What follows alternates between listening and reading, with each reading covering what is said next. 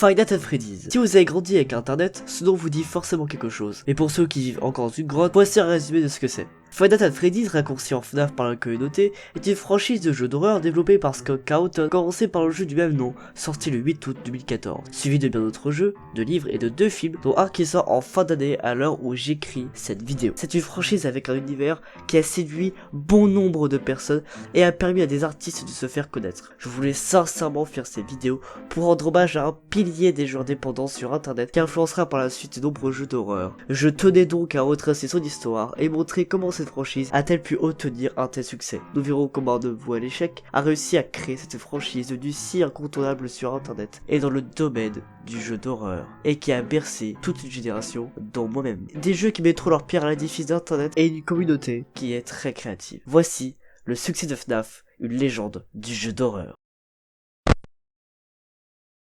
Scott Cawthon, né le 4 juin 1978, est au départ un simple américain et un fervent chrétien. Il commence rapidement à développer des jeux pour le christianisme, en commençant par Doofus et Floppy Disk, qui sont des grands succès et sa carrière commence sur les chapeaux de roue. C'est faux, ces jeux sont des véritables échecs et ce n'est que le début, car il est en train pendant plus de 20 ans à essayer tant bien que mal à faire des jeux à succès, juste pour nourrir sa famille. 20 ans à enchaîner les échecs sans abandonner son but, 20 ans à faire des RPG et d'autres types de jeux sans jamais obtenir la reconnaissance. Et nous arrivons en 2013, une année qui marquera la fin de son calvaire. Scott décide de sortir Chipper & Sons, un jeu où tu contrôles un castor qui aide son père dans son entreprise, et dans ce jeu, en gros tu joues à des mini-jeux, tu lis des dialogues et d'autres choses, et c'est un énième échec. Mais ce jeu fait parler de lui, mais pas pour les bonnes raisons, car il se prend beaucoup de critiques. Des vidéastes en parlent et le défoncent. La critique qui en sortait le plus était que l'esthétique du jeu, et notamment les personnages, était très flippant et inexpressif. Ces critiques sont dures, et font très mal à Scott, mais réellement mal, au point d'en faire une dépression terrible devant subir encore un échec. Mais dans l'obscurité, il y a eu lueur d'espoir, quelque chose qui pourrait le sauver.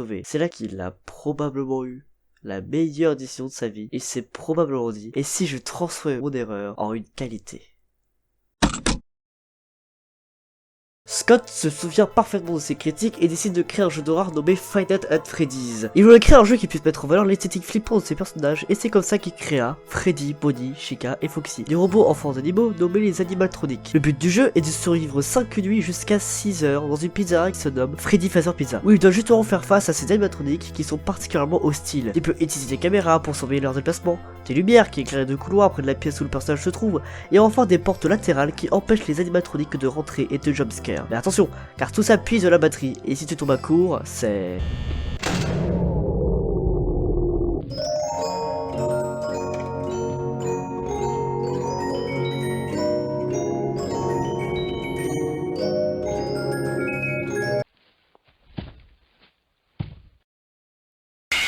Game over. Et c'est comme ça que FNAF arrive à séduire les joueurs et déjà devenir un jeu culte, grâce notamment à un gameplay exigeant, des ennemis bien flippants et des éléments qui donnent du mystère au lore du jeu. La hype monte, tout youtubeur y joue, que ce soit à l'étranger comme par exemple Markiplier pour ne citer que lui, mais en France aussi comme Squeezie, Monkey Studio, etc. Le succès est tel qu'en un an, Scott sort en total 4 jeux qui sont tous des succès et révolutionnent les jeux d'horreur. Le premier pose les bases de la franchise, le second propose une plus grande difficulté, le quatrième est de l'ordre le plus horrifique et stressant, bon, et puis il y a le troisième qui est ce qu'il est. Mais il ne s'arrête pas là et enchaîne les jeux au fil du temps, des livres et plus récemment des films. FNAF est officiellement devenu une franchise à succès. Et pourquoi cette franchise a réussi à devenir si populaire sur internet? C'est ce que nous allons voir tout de suite.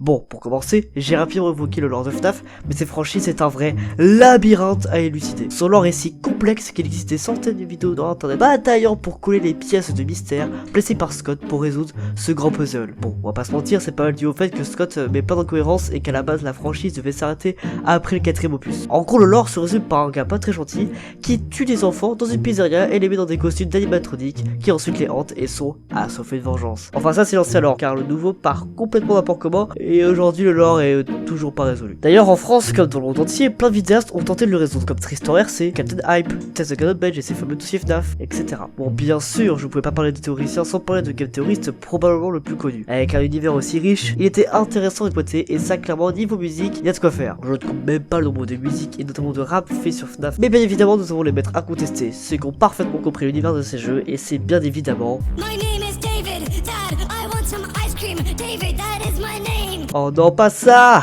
Non, je parlais bien sûr de Fiction Sound, un groupe de musique cumulant plus de 3,6 milliards de vues sur leur chaîne, dont 300 millions pour la plus vue, qui est musique FNAF. Bon, il n'y a pas que, il y a aussi GTA Music, Tutorial Ninja, et bien d'autres, mais ce n'est pas tout. Certaines personnes ont fait des animations sur les musiques de FNAF, dont la plupart sont faites en animation Minecraft, et ça marche de ouf. Et c'est pas quelque chose propre à FNAF. Presque tous les jeux qui ont eu du buzz ont eu le droit à leur musique et animation. Parmi les animateurs, nous avons H-Team Bob, 3A Display, Nation et encore d'autres. D'ailleurs, les gens derrière ces chaînes slash collectifs sont les créateurs d'un autre jeu d'horreur plutôt connu, qui est nul autre que Poppy Playtime. Le hasard est parfait. Bon, bien sûr, il y a aussi des animations plus classiques, souvent humoristiques, qui alimentent le phénomène qu'est FNAF. Et qui dit phénomène sur internet dit mème, et ça FNAF, on a un paquet.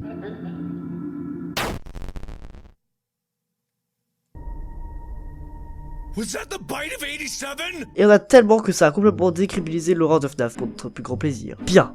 Il est temps que je parle des fangames. En effet, les premiers jeux ont inspiré de nombreux développeurs qui ont fait une blinde de fangames. Souvent, un développeur prenait des franchises populaires et transformait ses personnages en monstres qu'il fallait parer avec des caméras. Bref, du FNAF tout craché. On peut parler de Five Nights at Mario qui compte quand même 5 jeux au total, ainsi que One Night at Plumbers, mais aussi de Five Nights at Candy, un fangame avec ses propres personnages. Mais le fangame le plus poussé, avec des mécaniques uniques, qui est le plus populaire, c'est Joy of Creation, un jeu prenant place dans l'univers de FNAF, ayant conquis le cœur des joueurs avec son ambiance et sa difficulté. En bref, la communauté FNAF a été très créative et a permis une expansion de cette franchise sur internet, et a permis de la rendre bien plus populaire. Sans une telle communauté, je ne suis pas sûr que la franchise aurait connu un aussi gros buzz.